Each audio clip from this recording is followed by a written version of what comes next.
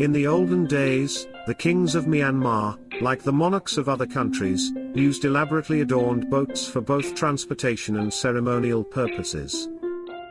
The boats and barges of Myanmar kings can be categorized into the following groups based on their shape, size, and ornamentation. 1. Large barges with substantial palace structures on board. 2. Royal boats of the Hlogar class, boats with high sterns and bows. 3.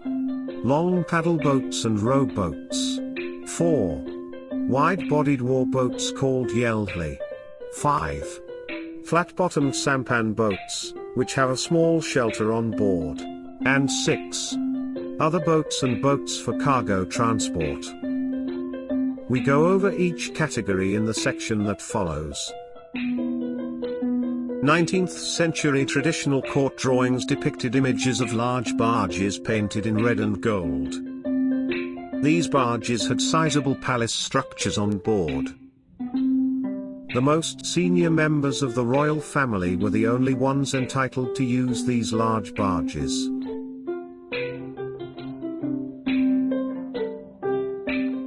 Specifically, the king's barges were the ones with the 7-tiered spires.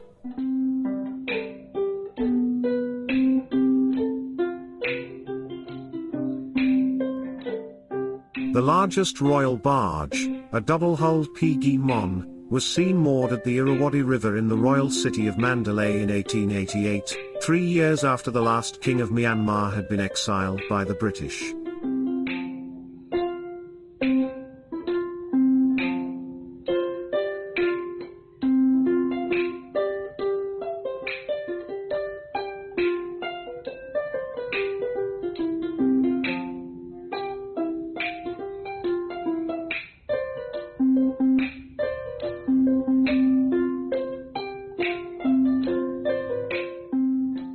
This image displays King's smaller barge, Kara Wake, in the northern moat of Mandalay's Royal Palace Fort in 1885, shortly after the British took over the city.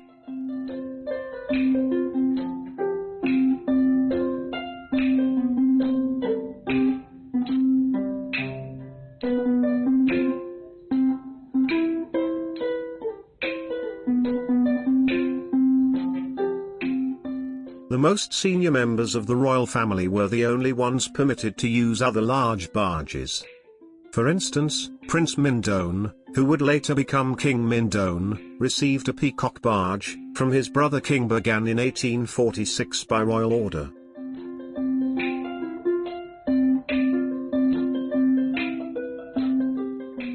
This illustration shows drawings of boats and barges, made on a traditional folded book, known as Black Parabike.